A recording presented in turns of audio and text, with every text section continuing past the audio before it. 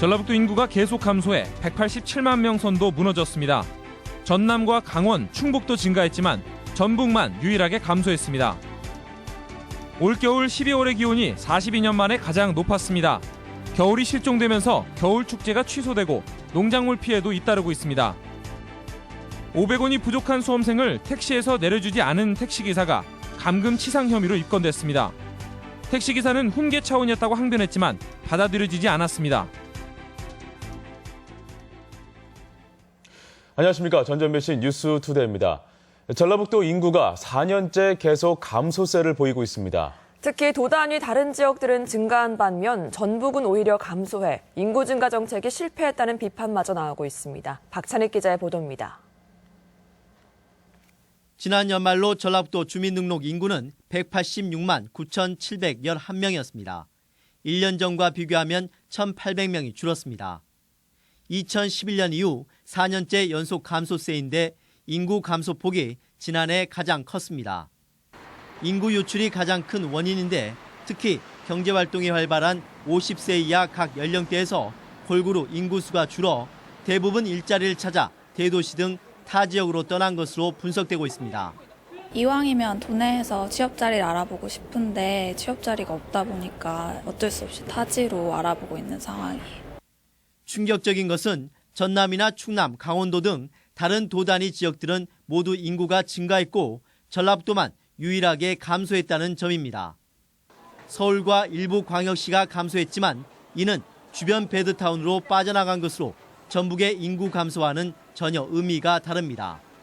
이 때문에 그동안 전라북도와 각 시군이 적극적으로 홍보했던 기업 유치를 통한 일자리 창출과 출산 장려, 귀농 귀촌 등 정책이 헛구에만 그친 것이라는 비판이 나오고 있습니다.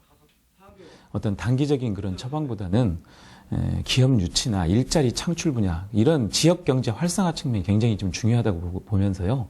이런 부분을 중장기 대책으로 저희가 최대한 노력을 하면서 도내 65세 이상 노인 비율은 17.8%, 지난해 또 0.6%포인트 증가했는데 인구 감소가 초고령화 현상으로 이어져 전라북도의 성장 동력을 가로막는 악재가 되고 있습니다.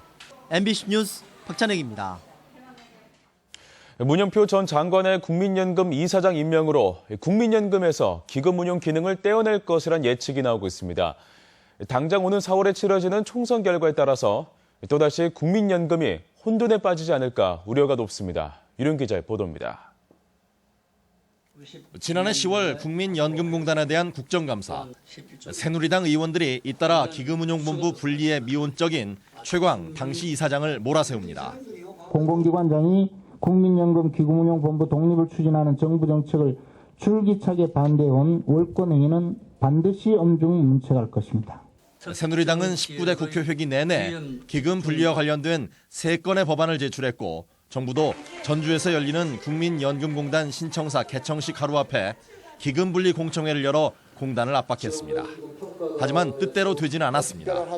본부를 분리하고 주소지도 바꾸려면 국민연금법을 개정해야 하는데 국회 보건복지위에 전북 출신 김춘진 의원과 김성주 의원이 위원장과 야당 간사 자리를 지키고 있었기 때문입니다. 현재로서는 정부 여당이 법안 산정을 요구하더라도 일체 응하지 않는 방식으로 막고 있습니다. 근데 그것은 5월 말까지 19대 국회가 끝나는 때까지 가능한 일이고 하지만 20대 국회가 들어서면 상황은 달라질 수 있습니다.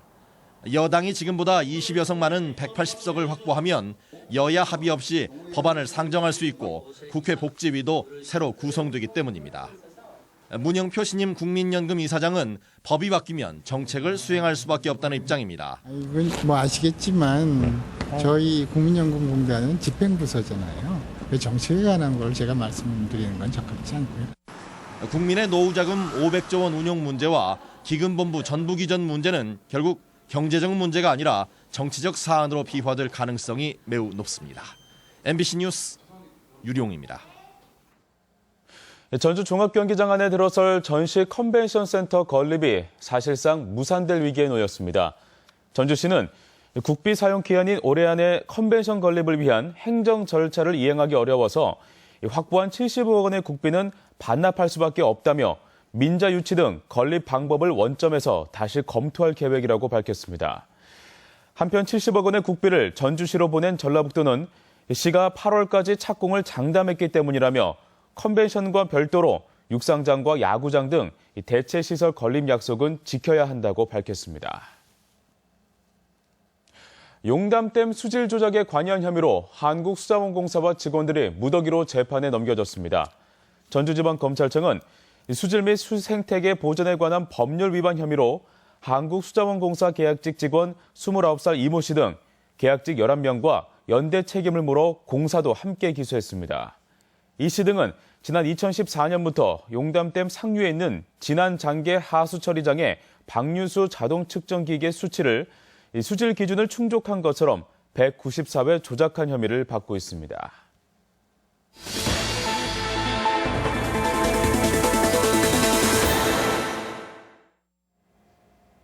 지난달 전북 지역의 평균 기온이 광역 기상 관측이 시작된 이후 42년 만에 가장 높게 나타났습니다.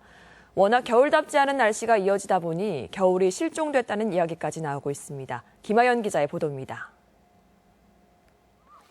해마다 이맘때쯤이면 방학을 맞은 아이들과 학부모로 붐볐던 완주 밤티마을 썰매장. 하지만 올해는 방문객 한 사람 없이 텅 비어 있습니다. 이상 고온이 이어지면서 논에 물이 얼지 않아 개장이 미뤄졌기 때문입니다. 작년 이맘때 10cm가 넘었던 이곳의 얼음 두께는 이렇게 1cm가 채 되지 않습니다. 이 밖에 무주 남대천 축제 등 얼음이나 눈을 주제로 한 축제는 줄줄이 취소됐고 지리산 바래봉 눈꽃 축제도 일단 어린이용 썰매장만 겨우 운영되고 있습니다. 눈을 많이 못 만들어가지고요. 현재는 썰매장 운영을 못 두고 있고 눈을 만들면 주말에는 정상 운행을 할 수 있을 것 같아요. 겨울 특수를 기대했던 지역 상인과 마트도 울상입니다. 네이와 패딩, 각종 난방용품의 경우 11월부터 매출이 오르기 시작해 이맘때 정점을 찍는 것이 보통이지만 올해는 부진을 면치 못하고 있습니다. 작년보다 기온이 올라가지고 매출이 한 15% 정도 역신장하였고요. 난방용품 고객 수가 33% 정도 감소하였습니다. 지난 12월 전북 지역의 평균 기온은 4.3도로 평년보다 2.2도 높았습니다. 광역 기상 관측이 시작된 1973년 이후 42년 만에 가장 높은 수치입니다. 평균 최저 기온은 0.5도로 역시 역대 최고치입니다. 원인은 강력한 엘니뇨 현상 때문입니다. 엘니뇨의 영향으로 따뜻하고 습한 남풍 계열의 바람이 우리나라로 유입되어 전북 지역 12월 평균 기온이 평년보다 높았고 엘니뇨로 인해 출하 시기인 딸기에는 곰팡이가 생겼고 파프리카, 토마토는 생육이 늦어지는 등 농작물에까지 피해가 나타나고 있습니다. 고온은 물론 잦은 비와 습도 높은 날씨까지 몰고 왔기 때문입니다. 이게 딸기는 온도가 맞아야 돼요. 나이만 먹었지 야네들이 빨리 못 익어갖고 이게 딸기를 들다 수확이 작아요. 유례 없는 이상 기온의 여파가 겨울철 축제장은 물론 상인들과 하우스 농가에까지 미치고 있습니다. MBC 뉴스 김하연입니다. 지난달 택시비 500원이 부족한 수험생을 택시기사가 끌고 다녔다는 주장이 제기돼 논란과 함께 경찰의 수사가 진행됐는데요. 택시기사는 학생을 후둑하려 했다고 주장했지만 경찰은 감금 혐의를 인정해 택시기사를 입건했습니다. 강동혁 기자의 보도입니다. 수능 전날인 지난해 11월 11일 수험생인 19살 A군은 택시를 탔습니다. 목적지에 도착했을 때 A군이 갖고 있던 돈은 택시 요금에서 500원이 부족했습니다. 그러자 택시기사는 A군의 태도를 문제 삼으며 원래 A군이 탔던 장소로 택시를 돌렸습니다. A군은 운행 중인 택시에서 뛰어내려 인대가 파열되는 부상을 입었고 며칠 뒤 경찰에 신고했습니다. 사실이 알려지면서 매정한 택시기사라는 비난이 일자 해당 기사는 당시 A군의 태도가 무례의 훈육 차원이었다며 반박 기자회견을 열기도 했습니다. 경찰은 택시기사에게 감금치상 혐의가 있다고 보고 기소 의견으로 사건을 검찰에 넘겼습니다. 학생이 의사에 반해 억지로 태우고 탈출하는 과정에서 전치 3주의 부상을 입은 점이 감금치상 혐의가 인정된다고 본 겁니다. 서로의 주장이 다르다고는 하지만은 일치하는 부분 중에서도 피해자가 내려달라고 하는 의사가 있었다는 것이 확인이 되었기 때문에. 그러면서 경찰은 훈계였지 악의는 없었다는 택시기사의 항변은 법적으로 판단할 부분은 아니라고 밝혔습니다. 하지만 택시기사는 상대방의 주장으로 인해 명예훼손을 당했다며 사건의 추이를 보며 맞고소하겠다는 입장이어서 향후 검찰의 판단이 주목됩니다. MBC 뉴스 강동엽입니다. 차량 명의자와 실제 소유자가 다른 차를 대포차라고 하는데요. 명백히 불법입니다. 게다가 이 대포차가 사고를 당할 경우 보상받을 길도 없는 말 그대로 무법 차량들인데 전국에 3만 대 가까이 있을 것으로 추정됩니다. 이경희 기자가 대포차의 실태를 보도합니다. 지난 20일 새벽 5시 반쯤 신호대기 중이던 차량을 마주오던 차가 그대로 들이받습니다. 앞에 있던 택시와 뒤에 서 있던 승용차를 연달아 들이받으면서 승객과 동승자까지 모두 4명이 다쳤습니다. 하지만 가해 차량 운전자는 차를 버리고 달아났습니다. 경찰이 차량 소유자를 찾았지만 소유자와 운전자가 다른 대포차였습니다. 조사 결과 실소유주인 A씨가 채무 문제로 차량을 담보로 잡혔고 음성적으로 유통되다 결국 교통사고 가해자인 C씨에게 흘러가게 된 것으로 추정됩니다. 당한 피해자인데 제도로 자사 처리해야 되고 잡히기 전까지 일단은 비용은 다 제공으로 다 나가야 되니까. 국토교통부가 파악하고 있는 우리나라 대포차 대수는 2만 9천 대 정도. 하지만 지난 상반기 단속 건수는 1,600여 대로 5% 수준에 머물렀습니다. 대포차 거래가 활개를 치면서 결국 정부가 칼을 뽑아들었습니다. 음성적으로 유통되다 보니 그간은 유통업자 검거에 머물러 있었지만 앞으로는 사고팔 때뿐만 아니라 운행하는 운전자도 처벌한다는 방침입니다. 이제 2월 달부터는 이제 대포차로 이제 판명된 경우에는 이제 운행 정지를 하고 이제 직권마술을 할 수 있도록. 경찰과 지자체, 법무부, 국세청 등 유관기관과 협력해 단속을 강화할 예정이며 신고 포상금제도 운영해 대포차 규명과 적발을 적극 추진할 방침입니다. MBC 뉴스 이경입니다. 수중에 버려진 흉기에서 지문이나 유전자 발견이 가능한 것으로 나타났습니다. 전북경찰청 과학수사대가 지난 3개월 동안 김제 백구 담수호에서 과도 등을 투입해 실험한 결과 유전자의 채취는 3일 이내, 지문 채취는 2주 후에도 가능하다는 결과를 얻었습니다. 또 사람의 피부와 유사한 돼지를 물속에 빠뜨려 실험한 결과 3일 만에 물 위로 떠올랐고 70일 뒤에는 완전히 부패하는 것으로 나타났다며 연구 결과를 전국 경찰에 배포하기로 했습니다. 오늘 새벽 0시 16분쯤 김제 요촌동 사거리에서 승용차끼리 충돌하는 사고가 났습니다. 이 교통사고로 57살 이모 씨 등 2명이 다쳐 병원으로 옮겨졌으며 차량 한 대에서 불이 나 소방서 추산 200만 원의 재산 피해가 났습니다. 경찰과 소방당국은 운전자 등을 상대로 정확한 사고 경위를 조사하고 있습니다. 김한길 의원의 전 대표 시절 비서실장을 지냈던 군산 김관영 의원이 오는 7일쯤 더불어민주당을 탈당할 것으로 보입니다. 김관영 의원은 그간 지역 여론을 수렴한 결과 당을 떠나기로 최종 결정했으며 오는 7일 국회에서 탈당 기자회견을 갖고 김한길 의원과 정치적 행보를 같이 할 것으로 전해졌습니다. 김관영 의원이 당을 떠날 경우 그간 관망세였던 전북도당 상황도 급변할 가능성이 있습니다.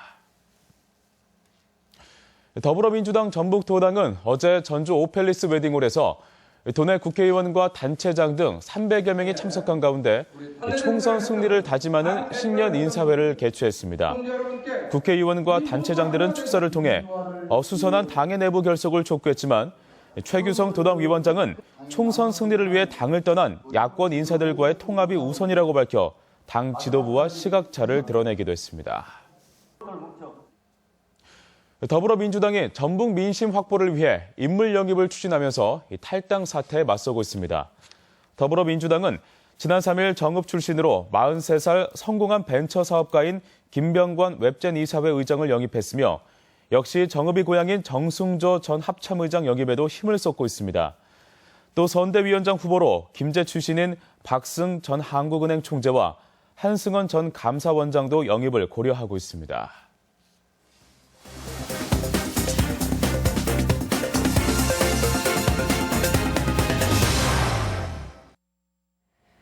순창군이 산림문화명소로 육성 중인 동계면 용걸산이 산림청으로부터 자연휴양림으로 지정받았습니다.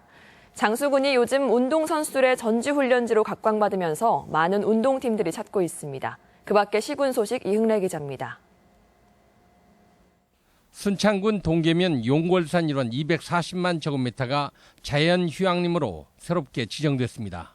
순창군은 2019년까지 50억 원을 들여 암벽 등산로를 설치하고 산림휴양관과 산림욕장 그리고 요즘 젊은 층들의 인기가 높은 집 라인을 설치해 현재 조성도에 있는 치유의 숲과 연계된 산림문화 명소로 조성할 계획입니다.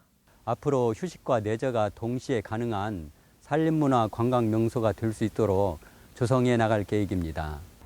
한적한 산간 지역인 장수군이 운동선수들의 전지훈련지로 각광받으면서 우석대와 배제대 축구부 등 국내 12개 팀 800여 명의 축구 선수들이 동계 전지훈련을 실시하고 있습니다. 해발 430m 이상의 고지대인 장수군은 한누리 전당 종합운동장 등 다양한 시설을 갖춰 지난해도 9개 팀 300여 명이 찾은 바 있습니다. 운동 선수들의 체력 및 심폐 강화 훈련 등 각종 스포츠 전지 훈련 장소로 최적지라고 생각합니다. 김재 씨는 현재 중국 남통시와 일본 기쿠지시 등 해외 4개국, 동해시와 구미시 등 국내 3개 도시와 자매기를 맺고 있는데 이들 도시와의 교류 물품을 전시하는 국내 교류 전시관이 문을 열었습니다. 김재 씨는 세계로 뻗어가는 김제의 위상을 알리고 교류를 확대하기 위해 전시관을 마련했습니다. 고창군이 겨울방학 대학생 일자리 사업을 시작했습니다. 고창군의 이번 대학생 일자리 사업에는 고창 출신 150명의 대학생들이 6주간의 행정 현장 경험을 쌓음으로써 가계 경제의 부담을 줄이고 지역사회에 대한 이해를 높이게 됩니다. MBC 뉴스 이흥래입니다. 다음은 희망 2016 나눔 캠페인 성금을 저희 전주 MBC에 맡겨주신 분들입니다. 완주군 소양면 대흥리 대흥마을 40만 원, 송광 이마을 30만 원, 죽절리 죽절마을 37만 원, 분토마을 23만 원, 김제시 청하면 대청리 대청마을 30만 원, 동지산리 갈산마을 25만 원, 신청마을 22만 2천 원, 월현리 장천마을 14만 원, 남원시 운봉읍 공안리 수철마을 24만 원, 용은마을 20만 원, 죽항동 김귀희 치과 5만 원, 김진영 치과 5만 원, 이치과 5만 원, 엘리제 5만 원, 위이비인후과 3만 원, 친구 한식 10만 원, 제중한의원 5만 원, 윤희환 이비인후과 만원, 메디팜 큰사랑 약국 만원, 정읍시 수성동 신도 대한사무기 5만 원, 성금을 보내주신 분들께 감사드립니다. 이어서 도내 행사와 문화 소식입니다. 소리지아 챔버 앙상블의 정기 연주회가 오는 9일 한국소리문화의 전당에서 열립니다. 김제 시민과 함께하는 35사단 충경 콘서트가 내일 시청 지하 대강당에 마련됩니다. 고 하반영 화백의 작품이 군산 장미갤러리에서 전시되고 있습니다. 전주 서신갤러리가 이전 개관을 앞두고 다음 달 29일까지 서신동 안녕이라는 주제로 꽃피는 미술시장전을 엽니다. 군산 시립도서관은 내일부터 28일까지 매주 목요일 어린이들을 위한 영화를 무료로 상영합니다. 전북지방 중소기업청은 오늘 전주, 완주 지역 중소기업을 대상으로 지원시책 합동 순회 설명회를 엽니다. 익산상공회의소는 오늘 원광대학교 숭산기념관에서 신년 인사회와 익산상공대상 시상식을 진행합니다. 대한건설협회 전라북도회 신년 인사회가 오늘 전주 호텔 루인에서 있습니다. 군산 상공회의소는 오늘 리츠플라자 호텔에서 신년 인사회와 군산 상공대상 시상식을 갖습니다. 전북대 언론인회는 오늘 진수당에서 신년 인사회 겸 전북대 언론인상 시상식을 갖습니다. 전라북도 지역 날씨입니다. 절기상 소환인 오늘 전라북도 지역은 대체로 맑다가 낮부터 가끔 구름이 많겠습니다. 낮 최고 기온은 완주 6도, 전주 5도, 익산 4도 등 4도에서 6도의 분포로 어제와 비슷하거나 조금 높겠습니다. 바다의 물결은 서해남부 전해상에서 0.5에서 2.5m로 일겠습니다.